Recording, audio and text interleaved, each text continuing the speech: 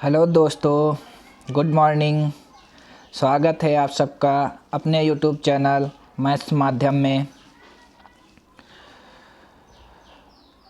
मैं लाया हूँ आप सबके लिए मैथ्स के बेहतरीन क्वेश्चन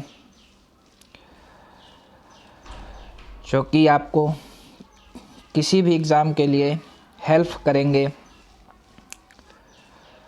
तो दोस्तों शुरू करते हैं हम अपना सेशन पहले क्वेश्चन के साथ। पहला क्वेश्चन ये रहा कि किसी पंसारी को 66 और 88 प्रति केजी की कीमत वाली दालों को दो किस्म को किस अनुपात में मिलाना चाहिए ताकि आरएच 76 प्रति केजी का मिश्रण प्राप्त किया जा सके। तो इसमें हम अपना एलिगेशन मेथड लगाएंगे। अगर पहली दाल 66 रुपये की है और दूसरी दाल तुम्हारी 88 रुपये की है और इस मिश्रण इन दोनों को मिलाने पर जो मिश्रण प्राप्त होता है उसको 76 रुपये प्रति केजी की दर से बेचा जाता है। तो इनका अंतर लेंगे हम, 88 और 76 का अंतर लेंगे, हो जाएगा तुम्हारा 12, और 66 और 76 का अंतर होगा ये 10। हमें पूछा गया था क्वेश्चन में किस अनुपात में मिलाया जाना चाहिए, तो इसको हम काट देंगे 2 से, यानी 6:5। ठीक है, 6:5 में अगर हम मिलाते हैं इन दालों को तो 76 रुपये प्रति केजी के मिश्रण पे बेचेंगे। चलते हैं हम अपने अगले क्वेश्चन पर। अगला क्वेश्चन ये कह रहा है कि एक किंडल 15% के लाभ पर 1196 में बेचा जाता है। यदि इसे 884 में बेचा जाता है तो वास्तविक लाभ या हानि क्या होगी। ठीक है, तो हम 1196 पे बेचते हैं तो 15% का लाभ होता है। अगर 884 पर बेचेंगे तो कितने प्रतिशत की हानि होगी, ये क्वेश्चन में बोला गया है। ठीक है, तो इसको हम रेशियो में लिख लेते हैं।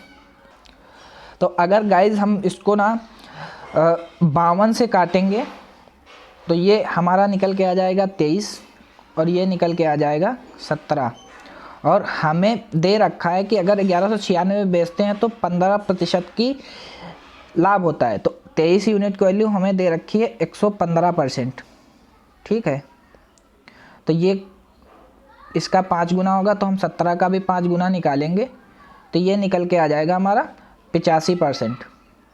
ठीक है, तो हम जो लाभ गणना करते हैं वो 100% पे करते हैं, तो 100 माइनस 85 करेंगे तो हमारा 15% का लॉस आ जाएगा। ठीक है, यही आंसर हो जाएगा इस क्वेश्चन का। चलते हैं हम अपने अगले क्वेश्चन पर। अगला क्वेश्चन ये कह रहा है 27 की पावर 22 को 729 से विभाजित करने पर शेषफल ज्ञात कीजिए। अगर हम 27 की पावर 22 को 729 से विभाजित करेंगे तो शेषफल क्या होगा। तो हम 27 का स्क्वायर बनाते हैं, तो 27 का जैसे ही स्क्वायर बनाएंगे हम और ये हो जाएगा तुम्हारा 11, क्योंकि 2 से भाग करेंगे तो 11 हो जाएगा, यहाँ पे 729। और हमें पता है कि 27 का स्क्वायर भी 729 होता है। 729 की पावर 11/729। अगर हम इसको 729 को 729 से डिवाइड करेंगे तो हमारा 0 शेषफल आएगा, और वो 0 की कोई भी पावर लगी हो तो उसका आंसर 0 ही होगा। चलते हैं हम अपने अगले क्वेश्चन पर। अगला क्वेश्चन ये कह रहा है कि 3 पाइप ए, बी और सी 24 घंटे में एक टंकी को भर सकते हैं। 24 घंटे तक एक साथ कार्य करने के बाद सी को बंद कर दिया जाता है। ए और बी ने शेष भाग को 72 घंटों में भरा। अगर ए, बी, सी हमें दे रखा है 72 घंटे तक साथ भर सकते हैं, लेकिन 24 घंटे तक साथ कार्य किया तो शेष बचा हमारा 48। और ए, बी ने शेष कार्य जो किया वो 72 घंटे में पूरा किया। यहाँ से हम इसकी इफ़िशियंसी निकालेंगे, ये निकल के आ जाएगी तुम्हारी 3:2। ठीक है, टाइम का इन्वर्स जो होता है वो उसका इफ़िशियंसी होता है। तो अब बोला गया क्वेश्चन में कि सी द्वारा लिए जाने वाले आवश्यक घंटों की संख्या क्या होगी। अगर ए बी सी की वैल्यू, ए बी सी का जो इफ़िशियंसी 3 दे रखी, ए बी की 2 रखी है, तो हमारी सी से यहाँ की निकल के आ जाएगी 1। अब बोला गया कि ए बी सी जो 72 घंटे में काम को पूरा कर सकते थे तो टोटल वर्क हमारा निकल के आ जाएगा 72 गुणे 3, और सी को कितना टाइम लगेगा, कितने घंटे लगेंगे, तो सी की इफिशियंसी 1 है, तो 72 × 3 करेंगे तो ये आ जाएगा तुम्हारा 216 घंटे। यही आंसर हो जाएगा इस क्वेश्चन का। चलते हैं हम अपने अगले क्वेश्चन पर। अगला क्वेश्चन ये कह रहा है कि 2 अलार्म घड़ियों के अलार्म 72 सेकंड और 80 सेकंड के नियमित अंतराल पर बजते हैं। यदि वे पहली बार 6 AM को एक साथ बीप करते हैं तो वह दोबारा किस समय पहली बार फिर से बीप करेंगे। हम 72 और 80 का एलसीएम निकाल लेंगे, ठीक है। तो हमें करना क्या है, एलसीएम निकालने के लिए हम सबसे बड़ी संख्या को लिखते हैं 80, ठीक है। 80 में, क्योंकि 80 बनता है 8 और 10 के मल्टीपल से, और 72 बनता है 8 और 9 के मल्टीपल से। तो हमें पता है कि ये 8 तो आ चुका ऑलरेडी, तो 8 और 9 से बनता है 72, तो 9 की कमी है यहाँ पे। और ये सेकंड में आंसर आएगा, तो इसको हम मिनट में बदलने के लिए 60 से भाग कर देंगे, ठीक है। तो ये तुम्हारा कट जाएगा 20 तेईस 60 और 20 चौके 80 और 3 तरक की 9, यानी 12 मिनट बाद जो होगा ये एक साथ फिर से बीप करेंगी। तो 6 बजे में हम 12 मिनट जोड़ देंगे तो ये आंसर आ जाएगा हमारा निकल के 6:12, ठीक है। यही आंसर हो जाएगा इस क्वेश्चन का। चलते हैं हम अपने अगले क्वेश्चन पर। अगला क्वेश्चन ये कह रहा है कि एक प्रतियोगी परीक्षा में सेक्शन ए में 70%, सेक्शन बी में 55% उम्मीदवार उत्तीर्ण हुए। अगर सेक्शन ए में 70% उत्तीर्ण होते हैं, सेक्शन बी में 55% उत्तीर्ण होते हैं, तो जबकि दोनों सेक्शनों में 10% अनुत्तीर्ण होते हैं, तो दोनों सेक्शन में अगर 10% उत्तीर्ण हो रहे हैं तो 90% जो है हमारे उत्तीर्ण हुए होंगे, ठीक है। इसको हम माइनस कर देंगे, ठीक है। दोनों सेक्शन में अगर 10% उत्तीर्ण हुए हैं तो 90%, 10% अनुत्तीर्ण हुए हैं तो 90% उत्तीर्ण भी हुए होंगे, ठीक है। तो 70 और प्लस 55 ये होगा जाएगा तुम्हारा 125, ये माइनस 90 करेंगे, ये निकल के आ जाएगा 35। अब बोला गया था कि यदि 595 छात्र दोनों सेक्शनों में उत्तीर्ण हुए, तो 595 छात्र दोनों सेक्शन में उत्तीर्ण हो रहे तो 35% की वैल्यू जो होगी वो हमारी निकल के आ जाएगी 595। एक यूनिट की वैल्यू हमारी निकल के आ जाएगी 17। अब बोला गया कि कुल उम्मीदवारों की संख्या यानी टोटल 100% है, तो 100% की वैल्यू हमारी निकालेंगे तो ये 1700 निकल के आ जाएगी। यही आंसर हो जाएगा। चलते हैं हम अपने अगले क्वेश्चन पर। अगला क्वेश्चन ये कह रहा है कि टेबल का विक्रय मूल्य 16% की छूट के बाद 22,680 रुपये है। यदि लागत मूल्य अंकित मूल्य का 75% है, ठीक है, तो लागत मूल्य क्या है। अगर लागत मूल्य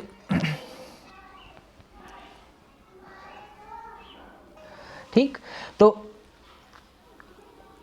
MP, CP और SP, अगर हम MP को 100 मानेंगे और इसका 75% लागत मूल्य यानी CP है तो 75 हो जाएगा। अगर अंकित मूल्य पर 16% की छूट दी जाती है तो ये 84 हो जाएगा CP। और 84 यूनिट की वैल्यू हमें दे रखी है, विक्रय मूल्य जो दे रखा है वो 22,680 दे रखा है। एक यूनिट की वैल्यू हमारी निकल के आ जाएगी 270। हमसे बोला गया है कि लागत मूल्य ज्ञात कीजिए, तो 75% की वैल्यू हमें निकालनी है। 75% की जो वैल्यू आ जाएगी वो निकल के आ जाएगी तुम्हारी 20,250। यही आंसर हो जाएगा इस क्वेश्चन का। चलते हैं हम अपने अगले क्वेश्चन पर। अगला क्वेश्चन ये कह रहा है कि 15 वर्षों में चक्रवृद्धि ब्याज के तहत कोई राशि अपने आप की दोगुनी हो जाती है, ठीक है। तो 15 वर्ष में ये हो जाती है दोगुनी। अब बोला गया है कि कितने वर्षों में यह अपने आप की 4096 गुनी हो जाएगी, है ना। तो 4096 ये होता है, जो 4096 होता है तुम्हारा, ये 2 की पावर 12 होता है और ये 2 की पावर 1 है। अगर 2 की पावर 1 से 2 की पावर 12 जाएंगे तो ये कितना गुना हो जाएगा, 15 गुना हो जाएगा, ठीक है। तो अगर ये 15 गुना हुआ तो 12 गुना हो जाएगा, ठीक। अगर 15 का हम 12 गुना निकाल देंगे तो हमारा जो निकल के आ जाएगा वो 180 वर्ष निकल के आ जाएगा। चलते हैं हम अपने अगले क्वेश्चन पर। अगला क्वेश्चन ये कहा गया कि एक संख्या को जब 145 से गुणा किया जाता है तो उसमें 2592 की वृद्धि होती है, संख्या ज्ञात करें। तो अगर हम वो संख्या n मान लें, संख्या n है, अगर 145 की मल्टीप्लाई हम n से करेंगे, ठीक है, अगर 145 की मल्टीप्लाई n से करते हैं तो उस संख्या में 2592 की वृद्धि हो जाती है। तो जैसे ही 145 और n इधर n लेके आएंगे तो ये हो जाएगा तुम्हारा 144n।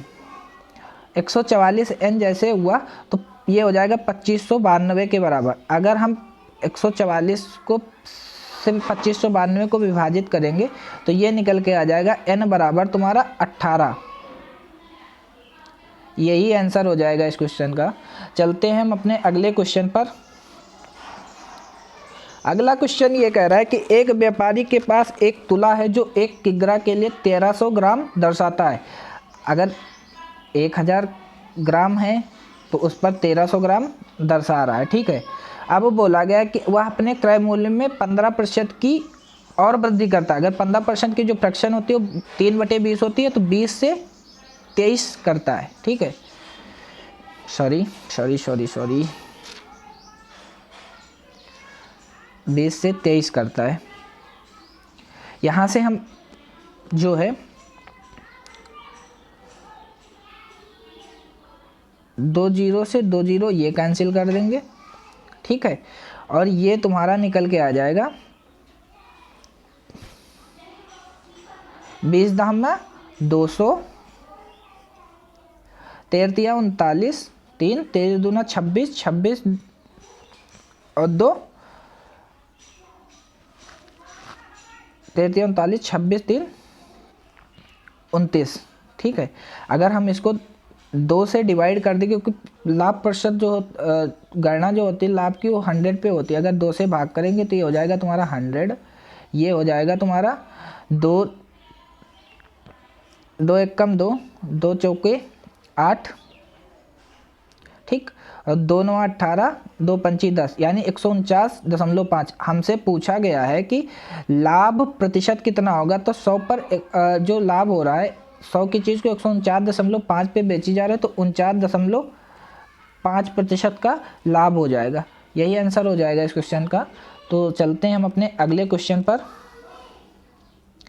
अगला क्वेश्चन ये कह रहा है कि ए और बी की वर्तमान आयु का अनुपात 2:3 है। 5 वर्ष बाद उनकी आयु का अनुपात 3:4 है। तो वर्तमान में बी की आयु ज्ञात कीजिए। 2:3, 5 वर्ष बाद इनकी आयु का अनुपात 3:4। दोनों का अंतर समान, क्योंकि यहाँ का भी अंतर 1 है, यहाँ का भी अंतर 1 है।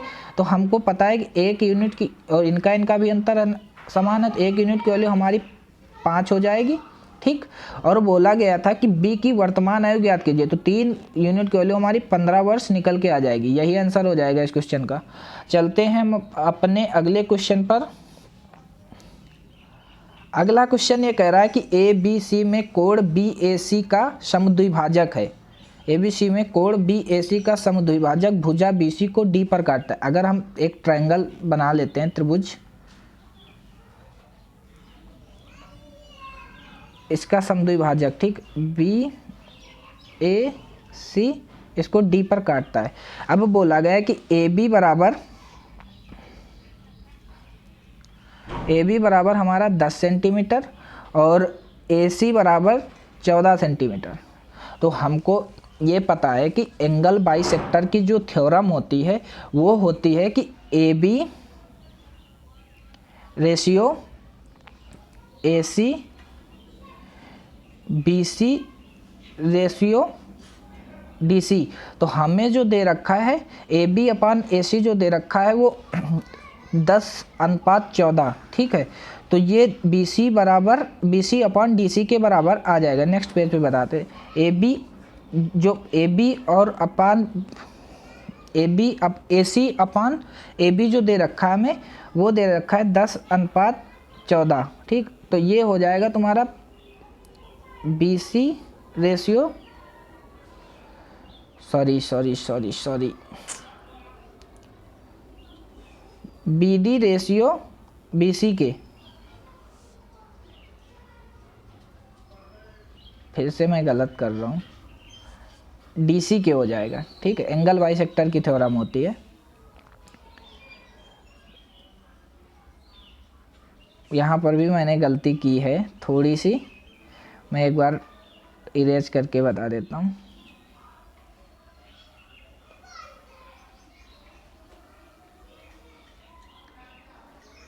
यहाँ पर भी हमारा BD/DC हो जाएगा। ठीक है, तो चलते हैं हम नेक्स्ट पेज पे।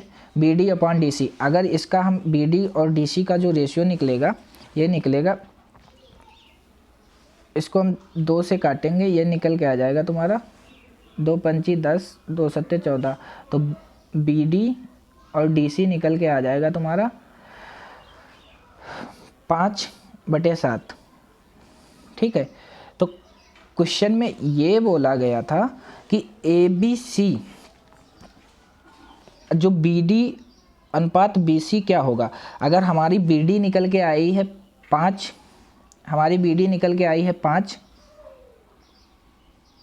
BD निकल के आई है 5 और DC निकल के आई है हमारी 7। ठीक है, तो बोला गया था कि BD और BC का रेशियो क्या होगा। अगर BD 5 है और BC पूरी लेंथ पूछी गई है तो 5 + 7 ये हो जाएगा तुम्हारा 12। तो हम नेक्स्ट पेज पे बता देते हैं।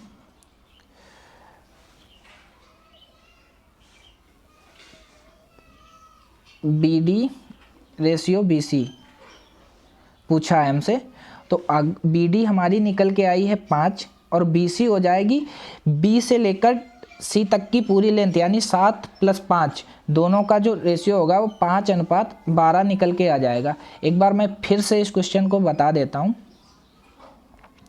क्वेश्चन में ये बोला गया था कि त्रिभुज ABC में कोण BAC का समद्विभाजक भुजा BC को D पर काटता है। मैंने ट्रायंगल बनाया ABC, BAC का समद्विभाजक मैंने किया, वो D पर काटता है। ठीक है, अब बोला गया था कि AB बराबर 10 सेंटीमीटर और AC बराबर 14 सेंटीमीटर होता है।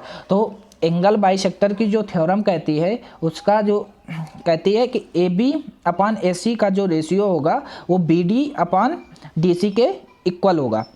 ठीक है, तो AB और AC का जो हमें रेशियो दे रखा था वो 10/14 दे रखा था, तो वो BD/DC के बराबर आ जाएगा। तो BD और DC का जो रेशियो निकल के आएगा वो 5/7 आ जाएगा।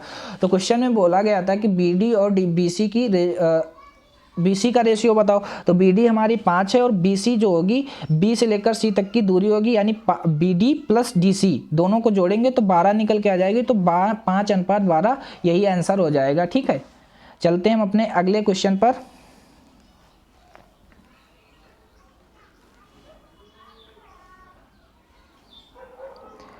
अगला क्वेश्चन ये कह रहा है कि 5000 को 2 भागों में इस प्रकार विभाजित किया जाता है कि यदि एक भाग को 4% पर और दूसरे को 5% पर निवेश किया जाता है तो दोनों राशियों का कुल वार्षिक ब्याज 223 है। 4% पर कितना निवेश किया गया। तो अगर हम 5000 का 4% निकालेंगे, 5000 का जैसे ही हम 4% निकालेंगे ये निकल के आ जाएगा तुम्हारा 200 रुपये, और 5000 का हम निकाल लेते हैं 5%, ये निकल के आ जाएगा तुम्हारा 250 रुपये। अब बोला गया था क्वेश्चन में कि दोनों को मिला के 223 रुपये ब्याज मिलता है। तो हम यहाँ पर लगाएंगे एलिगेशन। ठीक है, सॉरी नेक्स्ट पेज पे यहाँ पर लगाएंगे हम एलिगेशन। अगर 4% की दर से हमें मिल रहा है 200 रुपये ब्याज और 5% की दर से हमें मिल रहा है 250 रुपये, यानी 200, 250 और टोटल ब्याज हमें मिल रहा है 223 रुपये। इन दोनों का जब रेशियो करेंगे तो ये निकल के आ जाएगा तुम्हारा 27 और ये निकल के आ जाएगा तुम्हारा 23, और 27 + 23, 27 + 23 के अनुपात में पैसा लगाएगा। तो 27 + 23 ये टोटल हो जाएगा 50, और 50 यूनिट की वैल्यू हमें दे रखी है 5000 रुपये। 1 यूनिट की वैल्यू हमारी निकल के आ जाएगी 100 रुपये। तो हमसे पूछा था 4% की ब्याज पर कितना पैसा निवेश किया गया था। तो 4% के जो निवेश किया गया तो 27 के अनुपात में निवेश किया गया, तो 27 यूनिट की वैल्यू हमें बतानी है। तो 27 यूनिट की वैल्यू हमारी निकल के आ जाएगी 2700 रुपये। यही आंसर हो जाएगा। एक बार मैं फिर से इस क्वेश्चन को बता देता हूँ। क्वेश्चन में ये कहा गया था कि 5000 को 2 भागों में इस प्रकार विभाजित किया जाता है कि यदि एक भाग को 4% पर और दूसरे को 5% पर निवेश किया जाता है तो दोनों राशियों का कुल वार्षिक ब्याज 223 है, तो 4% पर कितना निवेश किया गया। तो पहले 5000 का हम 4% निकालेंगे तो 200 रुपये ब्याज निकल के आएगा। 5000 का 5% निकालेंगे तो 250 रुपये ब्याज निकल के आ जाएगा। अब 4 और 5% की दर पे एक पे 200 निकल के आ रहा है, एक पे 250, और दोनों को मिला के 223 रुपये ब्याज मिल रहा है। तो हम दोनों का रेशियो निकालेंगे, 27:23 के अनुपात में पैसा लगाया गया, और 27 और 23 की वो जोड़ के 50 रुपये होता है। 50 रुपये की वैल्यू जो दे रखी थी 5000 रुपये दे रखी, तो 1 यूनिट के लिए 100 रुपये हो जाएगी, और 27 यूनिट के लिए हमारी 2700 रुपये हो जाएगी। यही 4% की दर पर पैसा लगाया गया। चलते हैं हम अपने अगले क्वेश्चन पर। अगला क्वेश्चन ये कह रहा है कि राम अपने पैसे का 12.5% खो देता है, ठीक है। तो उसके पास जो पैसे थे और उसके पास जो शेष बचे,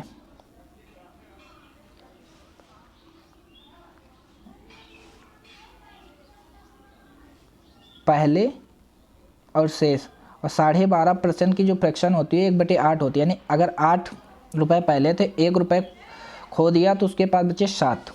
अब बोला गया था कि अगर 75% खर्च करते हैं तो इसकी फ्रैक्शन होती है 5/1/4, 75% की। अगर पहले 4 रुपये थे, 75% क्या कहते हैं, 3/4 होती है फ्रैक्शन, सॉरी। तो 3 रुपये खर्च हो गए तो 1 रुपये शेष बचा। इन दोनों का मल्टीप्लाई करेंगे 32 और 7 एकम 7।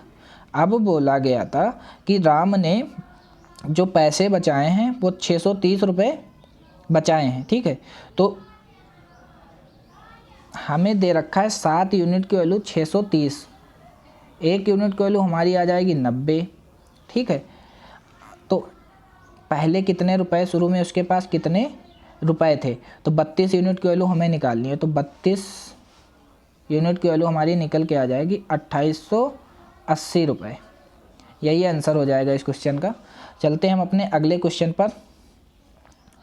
अगला क्वेश्चन ये कह रहा है कि एक कक्षा में 60 छात्रों के औसत अंक 62 हैं। उस विषय में लड़कों और लड़कियों के औसत अंक क्रमशः 60 और 65 है। तो कक्षा में लड़कों की संख्या ज्ञात कीजिए। तो अगर लड़कों के औसत अंक 60 और लड़कियों के औसत अंक जो दे रखे हैं वो 65 दे रखे हैं, और 60 छात्रों का टोटल एवरेज जो दे रखा है 62 दे रखा है। इसका रेशियो निकालेंगे, ये निकल के आएगा 2, ये निकल के आ जाएगा तुम्हारा 3, ठीक है। तो हम बोला गया है कि टोटल जो लड़के हैं, टोटल छात्र जो हैं 5 यूनिट की वैल्यू हमें दे रखे 60, दोनों को जोड़ेंगे 5 आ जाए, 1 यूनिट की वैल्यू हमारी निकल के आ जाएगी 12। बोला गया था कि कक्षा में लड़कों की संख्या यानी 3 यूनिट की वैल्यू हमें बतानी, 3 यूनिट की वैल्यू निकल के आ जाएगी तुम्हारी 36, ठीक। लड़कों की संख्या हमारी 36 हो जाएगी, यही आंसर हो जाएगा। तो गाइस सेशन को हम यहीं तक रखते हैं, और कमेंट करके बताइएगा कि सेशन कैसा लगा, और क्लास को शेयर करिएगा और लाइक करिएगा। और आप लोग क्लास को शेयर बिल्कुल भी नहीं करते हैं। कल मैंने एडवांस की क्लास डाली थी, उसमें मैंने देखा है ना किसी ने HW का आंसर दिया है और ना ही किसी ने शेयर किया है।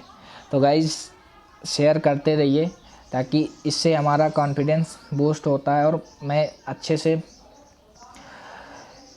अच्छे क्वेश्चन लाता हूँ आप सबके लिए, और आगे भी ऐसे ही लाता रहूँगा। मेरा टारगेट है आप लोगों को SSC GD में 40 के 40 नंबर में दिलवाऊँ। तो होप सो आप सब इस चीज़ को समझ रहे होंगे। तो मिलते हैं कल फिर सुबह इसी समय। तो thank you guys and take care, bye bye.